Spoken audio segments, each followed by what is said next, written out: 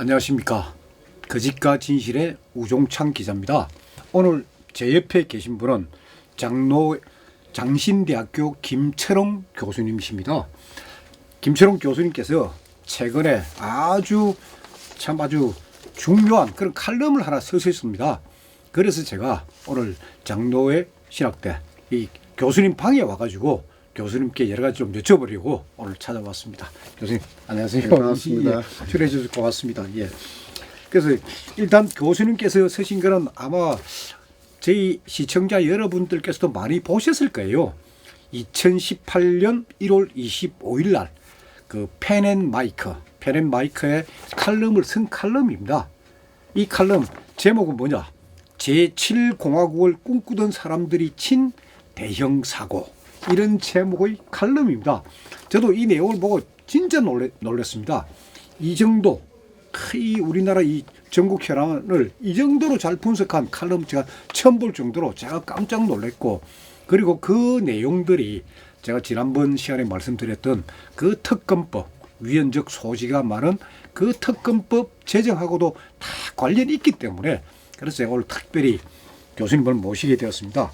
먼저 제가 간단하게 이 김철홍 교수님께 대해서 제가 조금 소개를 드리겠습니다. 김 교수님은 본래 그 서울대 사회학과 81학번이십니다. 물론 그 당시에는 운동권 출신이셨고, 그러다가 이제 본인께서 본래 그 신학의 뜻이 있었기 때문에 그 장로회 신학대학원에 오셔가지고 목회자 과정을 밟으셨고, 그리고 미국에 있는 풀러 신학교 거기서 그 바울 신학을 전공으로 하는 박사학위를 받으신 분입니다.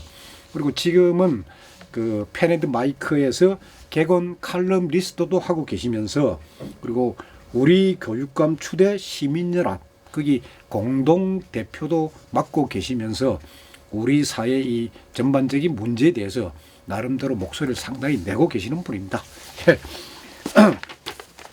자, 교수님 다른 걸 떠나가지고 말입니다. 이 제7공화국을 꿈꾸던 사람들이 친 대형 사고, 그 칼럼을 통해 가지고 교수님께서 이 대한민국 국민들에게 던지고 싶은 메시지는 뭡니까? 그러니까 이제 지금 현재 국가적 위기가 네. 닥쳤는데 네. 현 문재인 대통령 네. 정부와 또 여당이 이제 집권을 하게 되면서 이 네. 위기가 시작됐잖아요. 그렇죠. 예. 그러면 그분들이 집권하게 된 그 과정 예, 예.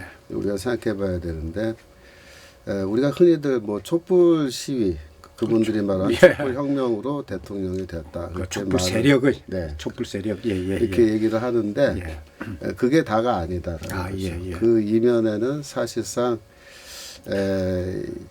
지금 자유한국당 또 뭐 바른정당, 예. 새누리당 되겠습니다. 예, 예, 예, 여권 예. 내 계시던 분들이 먼저 상당히 많은 문제를 일으켰고, 예. 그분들이 의도한 바는 뭐냐면은 이제 박근혜 대통령을 하야 혹은 탄핵하고 예. 그 이후에 이제 헌법도 개정하고 이렇게 해서 그분들이 원하던 것은 의원 집정부제 혹은 예. 의원 내각제로 가는 그런 헌법 개정을 하길 원했던 거예요. 예, 예.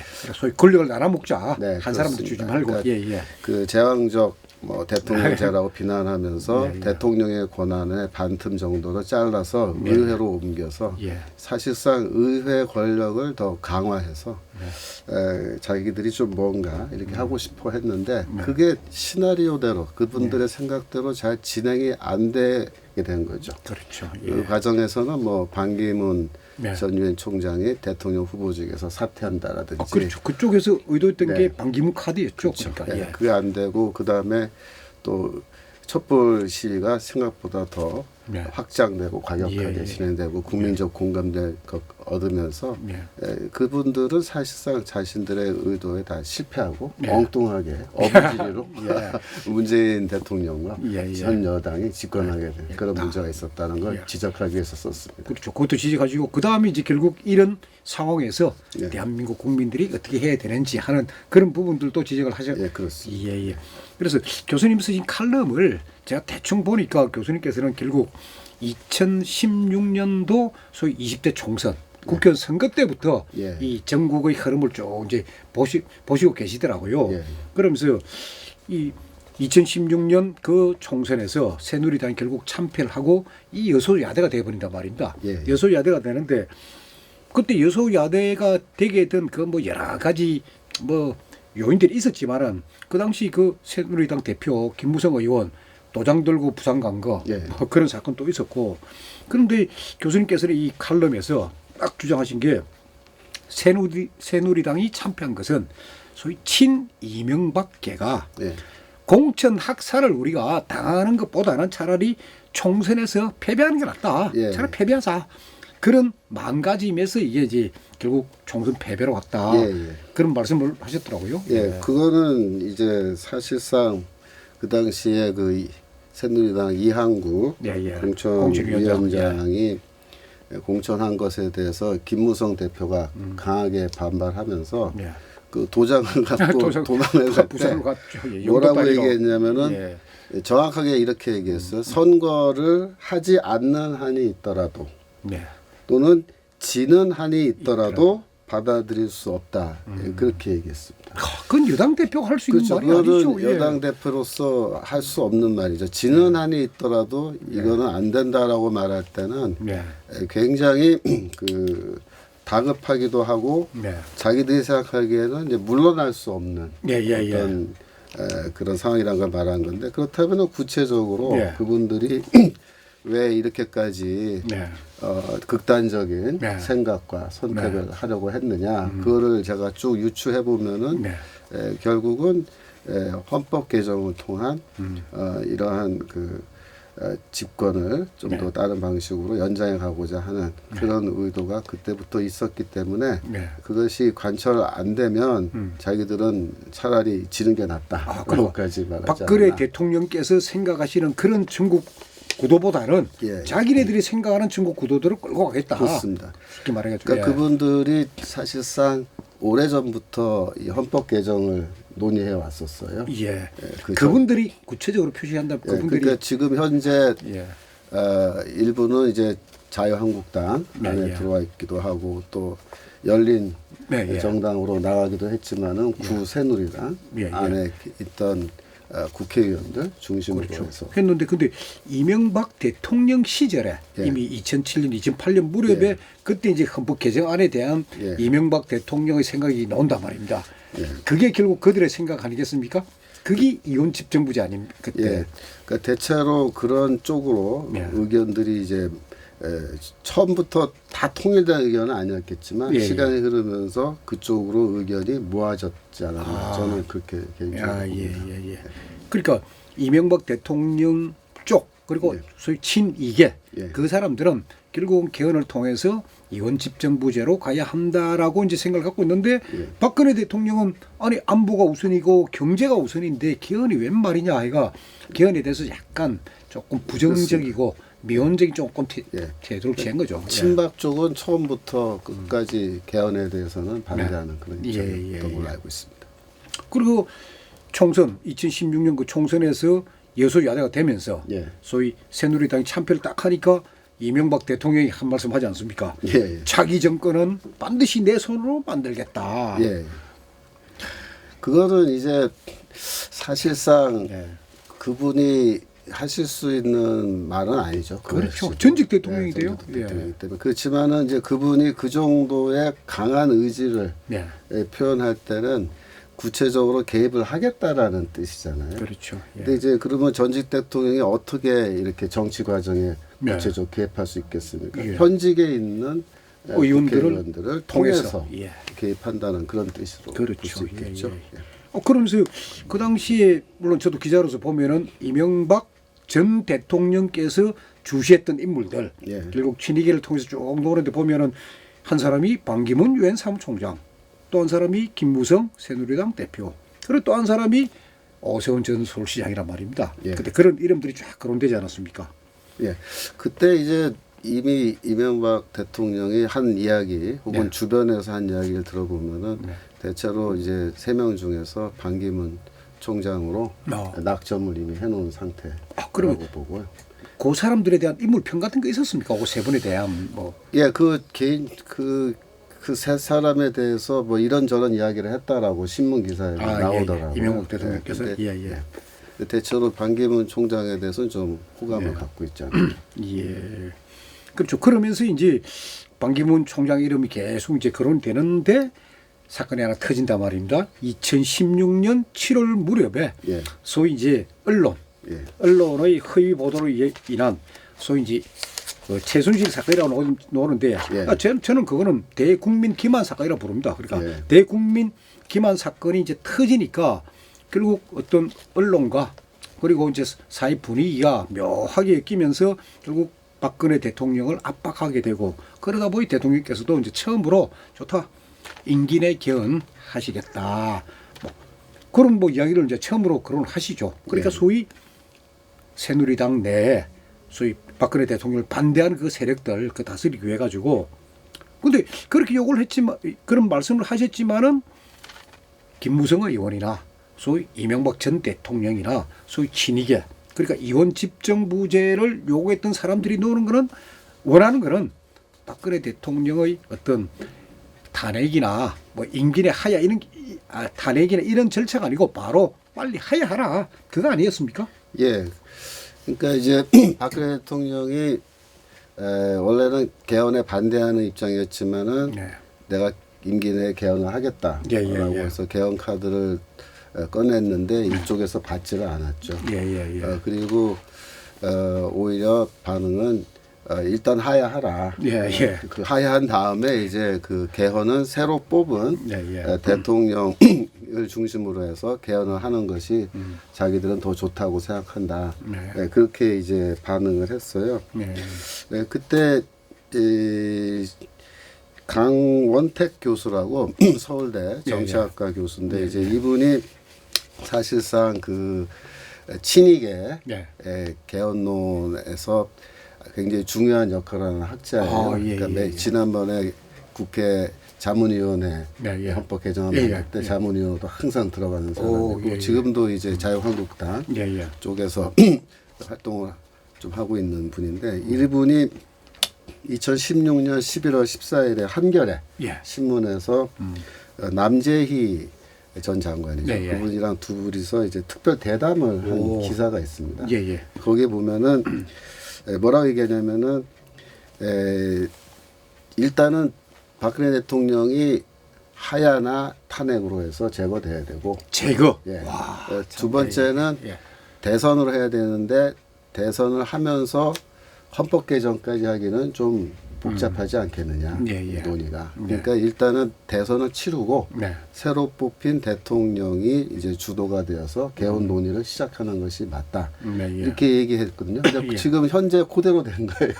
근데 이분이 저쪽 민주당 사람이 아니고 강원택 교수가 그 아니고 이제 사실은 지금 자유한국당 이명박 계열의 입장을 대변하는 그런 학자인 셈인 거죠.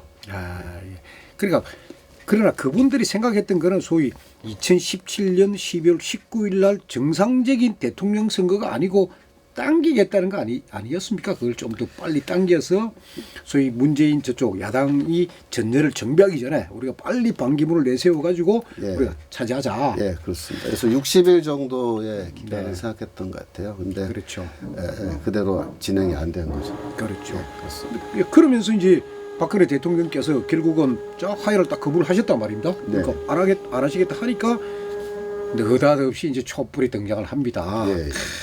그러니까 촛불이 등장하면서 이 소위 친이계, 친이명박배가 어떤 또 행동을 그리고 아까 교수님 말씀하신 따라 전혀 예상하지 않은 촛불이 등장하면서 그들의 계획에 차질이 빚어진 거 아닙니까? 근데 이분들이 처음에는 촛불을 오히려 환영했던 것 같아요. 이명박계가 그렇습니다. 이게 그 2016년 12월 18일입니다. 그때가 이제 촛불 집회 한참 심할 때인데 그때 강남구 한 음식점에서 그 이명박 대통령이 자기 측근들 만나서 전현직 장관 의원들 만나서 식사하면서 전현직 장관 이야기했는데 뭐라고 얘기했냐면은 박근혜 대통령이 본인이 뭐라고 이야기하든 상관없이 예, 국민이 다 알고 있으니까 예. 국민의 뜻을 따르면 된다. 예. 그렇게 얘기를 했어요. 그 국민의 뜻이 뭐냐면 촛불 집회의 뜻이죠. 당장 하야하라. 그래서 그 촛불 집회 주장에 이제 이명박 대통령이 적극 동조한 거예요. 근데 어제 이제 검찰에 소환되지 않았습니까? 예. 이명박 대통령 3월 14일 날 소환됐습니다. 그때 이런 말을 할 때 찍은 사진들이 인터넷에 있는데 예. 그때 사진이랑 어제 검찰 소환됐을 때 사진을 이렇게 같이 놓고 보면 예. 아마 본인 스스로 그렇게 생각할 거예요. 내가 그때 이런 말을 한 것이 결국 나한테 이런 결과로 그렇죠. 본인한테 오게 될 줄은 내가 그때 미처 생각 못했다. 예. 라는 그런 생각을 하시지 않을까 생각합니다. 참. 그리고 교수님께서도 칼럼에다가 그 이야기 좀 제가 피하겠습니다. 한번 어떤 인신 문제가 되니까 그 피하는데 참 아주 예리하게 이명박 대통령의 그 행복, 그 행동을 꼬집어 놓으셨더라고요. 예. 그래서 결국 친 이명박계는 촛불을 이용해 가지고 결국 탄핵을 밀어붙이고 예.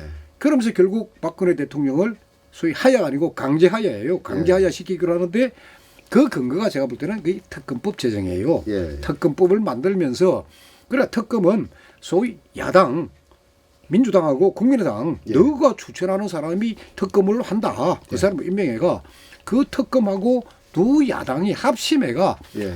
박근혜 대통령 어떻게 요리하고 어떻게 목을 치고 뭐 어떻게 하더라도 상관하지 않겠다 하는 예. 게 특검법 그 만들 때 그런 시그널을 보낸 거예요. 그러니까 더불어민주당이 뭐 숫자적으로는 안 되죠. 예. 그 탄핵을 시킬 수 있는.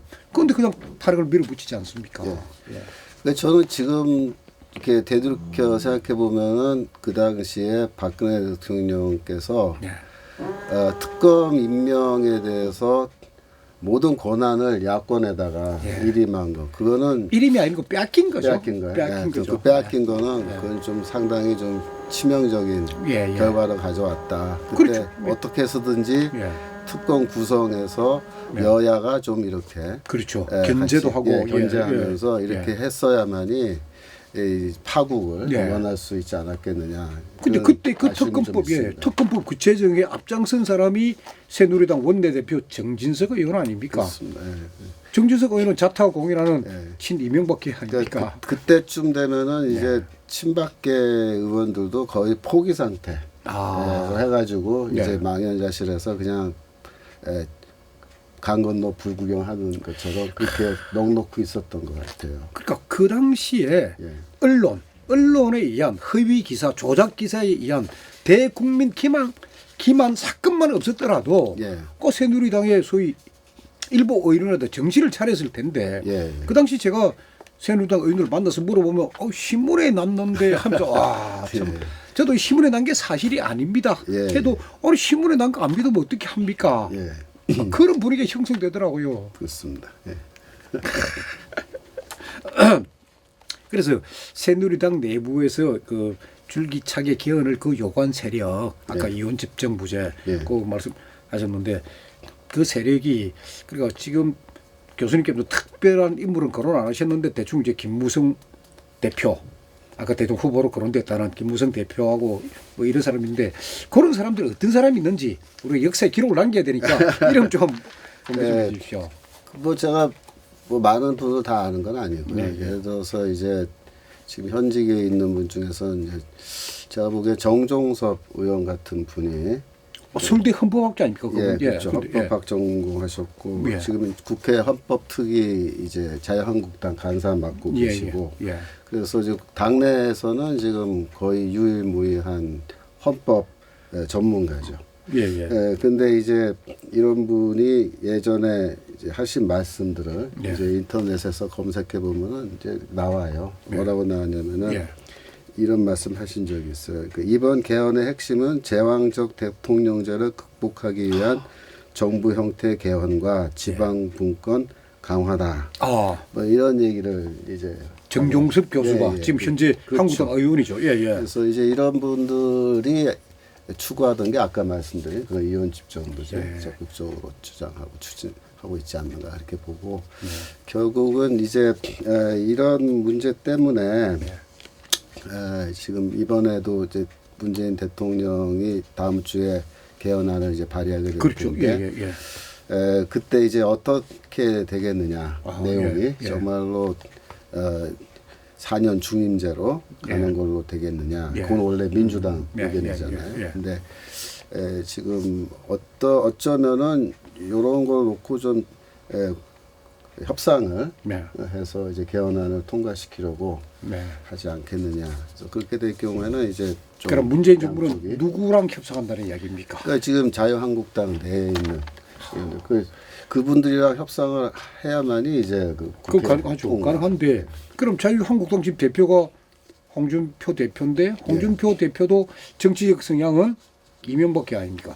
네, 지금 현재 제가 파악한 바로는 자유한국당 현직 의원의 과반수가 이원 집정부제 개헌에 대해서 찬성하고 있는 걸로 알고 있습니다. 그럼 문재인 정부하고는 다르잖아요. 문재인 정부는 네, 4년 다릅니다.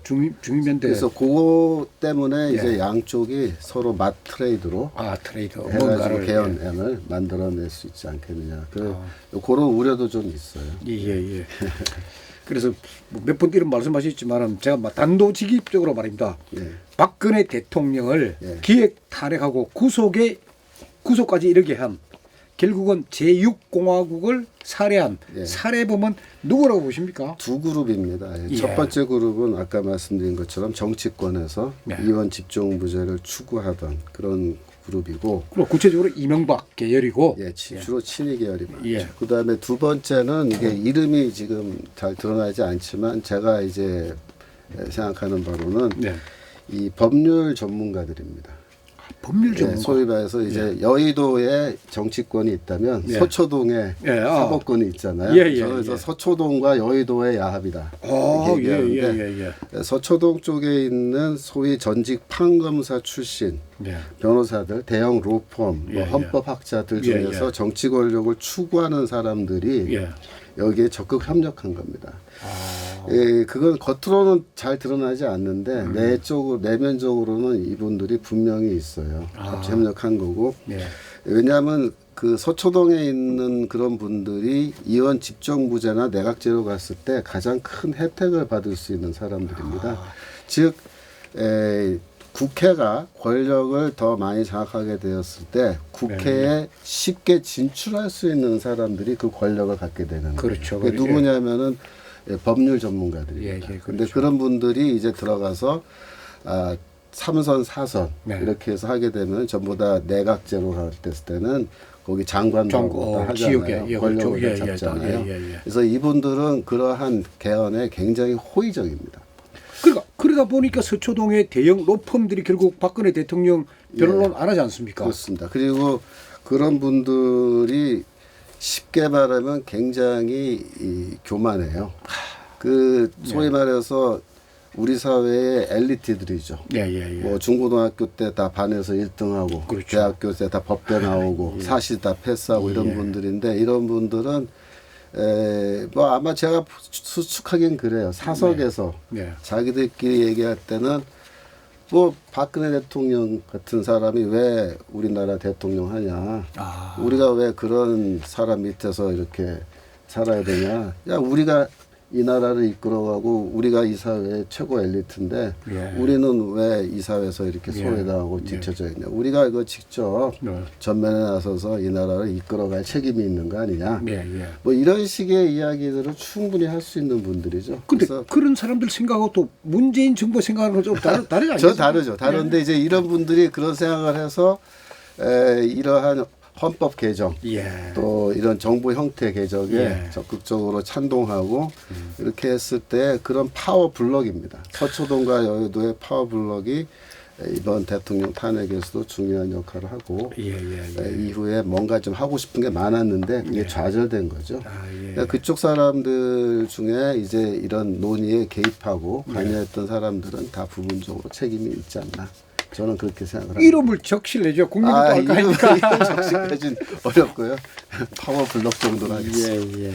그리고 저도 그 교수님 칼럼 중에서 그 칼럼에서 이 부분을 보고 제가 참 저도 뭐 가슴 아프고 했는데 뭐냐면 2017년 3월 10일 예. 이정미 헌법재판관이 낭독한 대통령 박근혜를 파면한다는 파면 결정문과 보충 설명을 들으면서 김 교수께서는 끓어오르는 분노를 억누를 수가 없었다. 예, 예. 그러니까 그 보충 설명은 사실상 그날 발표하지 않아도 되는 거예요. 불필요한 겁니다. 예, 사실. 예, 예, 근데 예. 굳이 그거를 이제 같이 발표를 하셨어요. 예, 예. 그거는 무슨 뜻이냐면은 자기들이 왜 이런 판결을 내릴 수밖에 없는지 예, 예. 변명을 한 겁니다. 그렇죠. 예. 그 변명의 내용 보면은 이거는 제왕적 대통령제에서 비롯된 문제니까 네. 이거를 우리가 해결해야 되고 심지어 그 해법까지 제시를 했어요. 예, 그래서 구체적으로 어떻게? 그러니까 이거는 헌법 개정에서 이렇게 권력 구조를 해법, 바꾸는 것 외에는 이거 해결 방법이 없다는 식으로. 예, 그래서 제가 그날 그 발표를 쭉 들으면서 굉장히 그 충격적이고 또 의아하게 생각했던 거는 자신들의 그 의도 8대 0이라고 예, 하는 그렇죠. 예, 예, 그 판결의 그 의도를 예. 너무나 노골적으로 예, 예, 그렇죠. 예. 우리가 다 알아들을 수 있게 설명해 놨는데 예. 그거는 저쪽 입장에서 보면 사실상 실수하신 거죠. 예, 예. 자기들의 숨겨진 의도를 다 표현한 거니까. 예, 예. 근데 이분들이 굉장히 좀 사실 나이브하게 예. 자신들의 생각을 다 거침없이 다 표현해 주신 건데 우리 입장에서는 감사하죠. 그걸 들음으로써 예. 아, 이런 분들이 이런 의도 갖고 이렇게 판결을 했구나라는 걸 우리가 알 수 있으니까. 그렇죠. 교수님께서 바로 칼럼에다가 막 쓴 게 결국 이거였어. 너희가 8대 0을 만들어낸 게 겨우 이거였어. 이혼 집정부제가 그렇게 하고 싶어서 칼럼에다 아주 노골적으로 쓰셨더라고요. 예. 정말 그날은 많이 화가 났어요. 제가 그 발표를 쭉 이렇게 들었는데 네. 제가 평소에 참석했던 헌법 개정 세미나에서 예, 예. 저쪽 진영, 네. 즉 자유한국당, 네.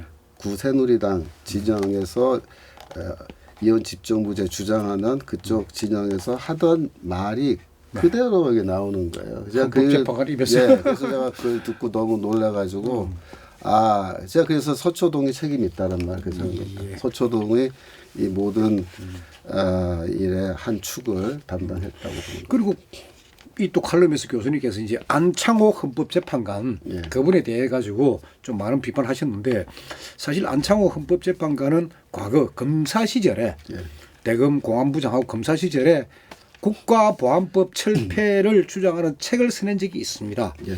그걸 제가 취재를 해가지고 결국 그 책이 출간은 안 됐습니다. 그래서 밖에서 볼 때는 안창호 뭐 헌법재판관은 대검 공안부장까지 했으니까 상당히 우파 아니겠냐 하는데 저는 그때 그런 사건을 취재한 적이 있기 때문에 야 저분은 사상적으로 좀 의심이 든다 했는데 파면 결정문에 보충 의견 해가지고 말입니다.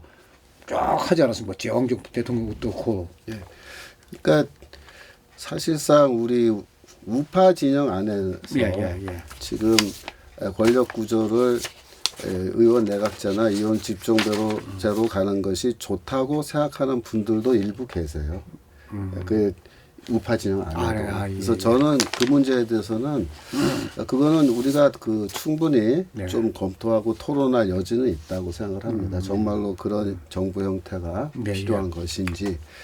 그러나 그거를 실현하는 과정에서 정말로 그게 아무리 좋다 하더라도 이런 방식의 정말 우리나라를 위기로 몰아넣을 수밖에 없는 매우 위험한 방식으로 그것을 실현하려고 시도했다는 점에서 그렇죠. 이거는 비난받아야 마땅한 그렇죠. 사안이다. 이렇게 생각을 합니다. 그렇죠. 현직 대통령을 강제로 탄핵하고 말입니다. 그러면서 그냥 구속까지 하고 그러면서 교수님께서는 이 칼럼에서도 아쉽게도 그들의 시도 그러니까 이혼 집정부제를 꿈꿔왔던 그 친이명박 계열의 시도는 실패한 혁명이 되었다. 준비를 완벽하게 해놓았지만은 죽 서서 걔한테 주고 말았다. 이렇게 표현하셨다고요. 제가 이렇게 썼나요? 네, 죽 서서 개 줬다고. 개 줬다고 썼습니다. 말 잘했네. 결국 그 사람 그쪽 그 세력 그 친이계 그들이 원했던 그 꿈꾸던 게 결국 누구한테 왔습니까? 지금 현 정부 현 정부한테 간 거죠. 예. 그래서 제가 이제 제목을 대형 사고를 쳤다라고 예. 이제 한 건데요. 예. 지금 사실 돌이켜 보면 정말 이게 너무 심각한 문제였고 지금 또 심각한 상황이기 때문에 앞으로 모르겠습니다. 좀 더 시간이 더 흐른 뒤에 역사가들이 이거를 정말 어떻게 평가할까 그걸 한번 생각을 해봐야겠죠. 그러면서 교수님께서는 칼럼에서 이제 앞으로 미래에 대한 걱정하시면서 그 국회 헌법 개정 특위 그 자문위원회에서 만든 헌법 초안에 자유민주주의에서 자유가 삭제되고 지방 분권형 개헌을 추구한다. 네. 그렇다면 문재인 정부가 추구하는 제7공화국의 모습은 어떤 나라들 같습니까? 지금 현재 그 자유자는 빼지 않겠다는 식으로 그렇죠. 많이 이제 나왔고요. 부딪혔죠. 저항에 부딪혔죠. 그렇지만은 여전히 지방 분권형 개헌은 추진하는 걸로 되어 있는데 저는 개인적으로 그 부분이 제일 위험하다고 봅니다.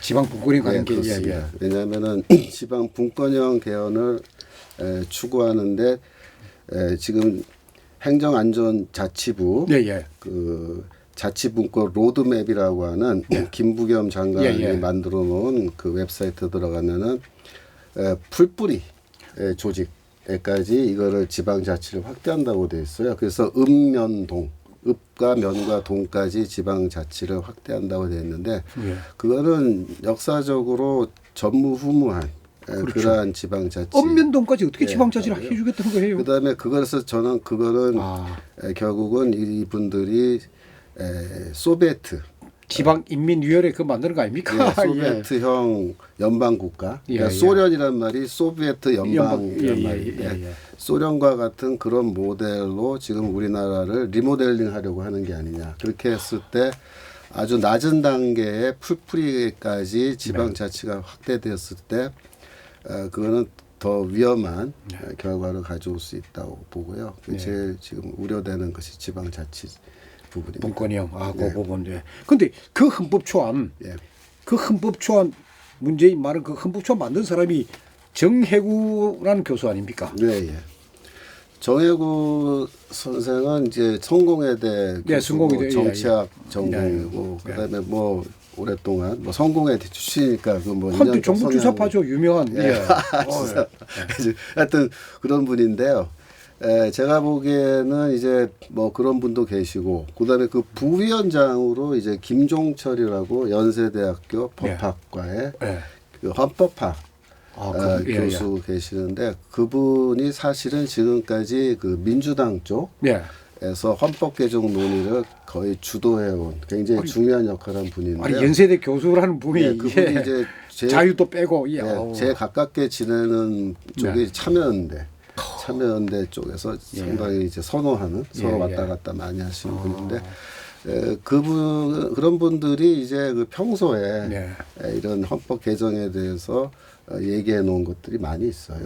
논문들도 있고 이제 그래서 세미나 자료나 이런 거 보면은 지금 현재 어떤 형태로 이제 헌법 개정안이 나오겠다라는 것을 대체로 다 추측할 수 있는 상황입니다. 그렇죠. 서초동 법조타운의 그 뭐 일부 권력을 꿈꾸는 엘리트들하고 그리고 참여연대 그게 민변, 여의도 정치권 참 야합이 돼가지고 그래 국회의원 쉽게 달고 우리 나눠서 해먹자 대한민국을 나눠서 뭐 갈라먹자. 야. 근데 이분은 김종철 교수 같은 경우에는 4년 중임제를 굉장히 좋아하시고 그거 아니면 안 된다. 뭐 굉장히 강력하게. 그래서 뭐 지난번 그 자문위원회 안에서도 권력 구조형 얘기할 때 그거 관철 안 되니까 뭐 회의하다 말고 박차고 튀어나왔다. 그런 기사까지 있더라고요. 그 정도로 그런 점에서 좀 강경하긴 한데 그럼 문재인 대통령이 이제 4년 중임제를 하시겠다고 하는데 그럼 결국 김종철 교수의 생각을 그대로 받으신 거네요. 그쪽 의견을 대변하는 교수 아닌가 저는 그렇게 봅니다. 그러니까 정해구 위원장도 결국 4년 중임제를 주장하는 분이고 4년 중임제를 하면서도 지방 분권형은 그대로 또 분권형은 그대로 가는 거예요. 이런 상황에서 말입니다. 대한민국을 사랑하는 태극기 애국민들은 어떤 행동을 해야 합니까? 지금 현재 그 지방에서 헌법 개정을 찬성하시는 분들의 비율이 높아요. 지금 현재 지방에서, 전체 예, 예. 국민의 70% 정도가 헌법 개정에 찬성하고 계시고 예. 지금 상태로라면 내용을 모르기 때문에 하는 거 아닙니까? 그분들 그건 내용 모르고 그렇습니다. 예. 근데 그 지금 상태라면 헌법 개정안이 통과가 되는 건데 이거를 네. 어떻게든 막아야 되는데요. 막으려면은 개정안이 다음 주 20일경에 나올 경우에 그거를 빨리 분석해서 예. 특별히 지방자치 분야에 어떤 문제가 예. 있는지를 예. 널리 홍보를 해서 네. 지금 찬성 견해 갖고 있는 분들이 반대 견해로 그렇죠. 갖고 지방 분권에 대해서 찬성하는 예. 내용도 모르면서 하는 분들한테 그 실체를 알려줘야 된다. 예, 예, 예. 최소한 예. 49% 쪽으로 네, 이제 네. 낮춰놔야지만이 안전한 거죠. 예, 그렇지 예. 않으면은 이제 헌법 개정되는데 한번 개정되면은 걷잡을 수 없는 결과가 이제 오게 되는 겁니다. 예, 예. 그럼 그거 말고 다른 또 방법 없습니까? 예, 뭐 지금으로서는 하여튼 헌법 개정을 막으려면 네. 여하튼 그 국민들에게 네. 이런 사실을 널리 홍보하는 것이 제일 중요하지 않나 그렇죠. 그렇게 생각합니다. 예. 그래서 교수님 그 칼럼 제일 끝 부분을 저도 참 상당히 보니까 이게 결국 우리가 해야 될 어떤 행동 지침 방향이 아닐까. 예, 예. 그래서 제가 그걸 일부러 다 갖고 왔는데 보니까 방금 말씀하신 대로 예.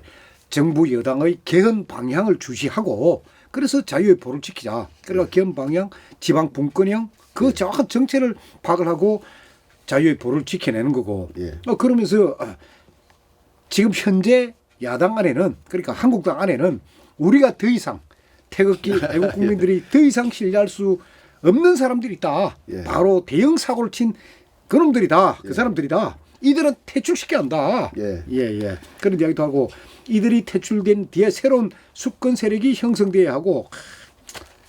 예, 그 뭐 장기적으로는 그렇습니다. 그래서 지금 현재 수권을 할 수 있는 그런 구심점이 네. 생겨야 되고 그 구심점을 중심으로 해서 이제 좀 힘을 합쳐야 되는 상황인데 아쉽게도 아직까지 예. 그런 현상은 나타나지 않고 근데 있습니다. 그 구심점은 보이긴 보입니까?